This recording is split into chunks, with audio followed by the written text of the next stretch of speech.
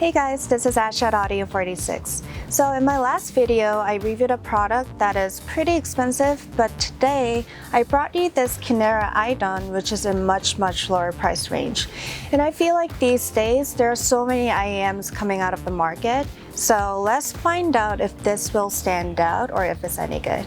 All right, let's start.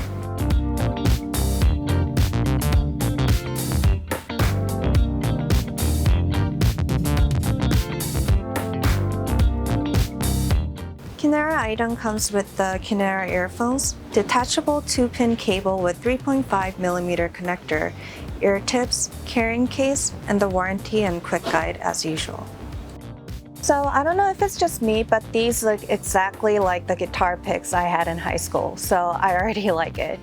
And overall, it has a very cool, fun, colorful design assisted with this really cute acrylic blue shell. And when I first held these felt super light and small, surprisingly more than I expected. So I think it should be good for daily use without a problem. And also, this is a hybrid design with one dynamic driver and another one being dual balance armature driver. In terms of the cable, there are 4 wires braided together that meet in the middle, and it is consisted of silver-coated copper conductor. That was hard to say. A silver-coated copper conductor. Okay, so in terms of fit, I'll show you guys right now. So it's interesting because I'll move on to the close-up in a bit, but there's this top ridge that really secures the fit in your ears, and it almost locks the earphones right into your ear canal.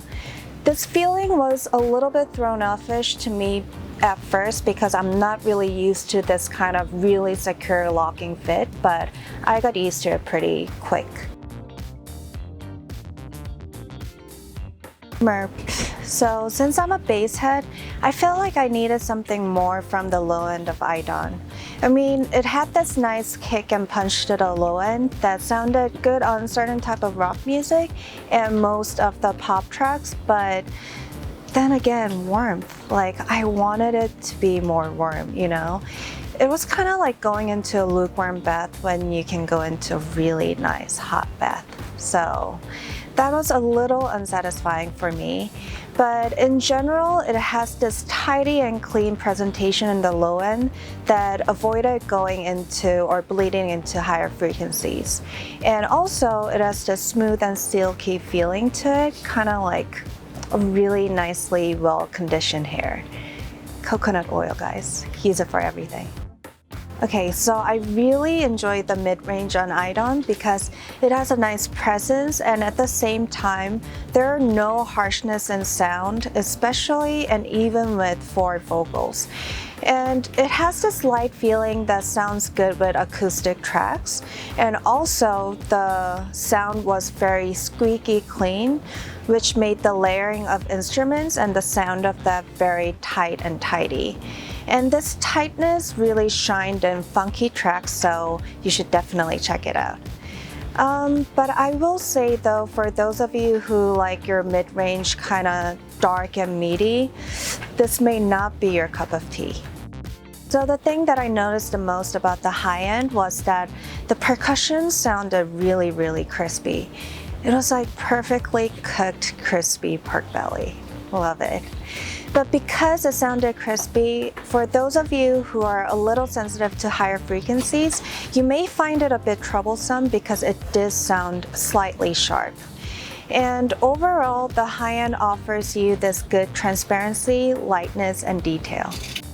For the price range, IDUN has a very spacious soundstage. It offers you tons of dimensions, and you'll find plenty of height and gradations in depth. And also, it sounded very colorful. My final thoughts. 140 bucks? Deal. I mean, I'm all for the thick, meaty bass, but it gave me this refreshing feeling, and I think it's nice to dive into this transparency light sound that IDUN offers you. And on top of that, I mean, just look at this design. It's so retro, hippie, oceany, like artistic, super cool, like everything. So I think this is a perfect package or combination of sound and design for something in this price range.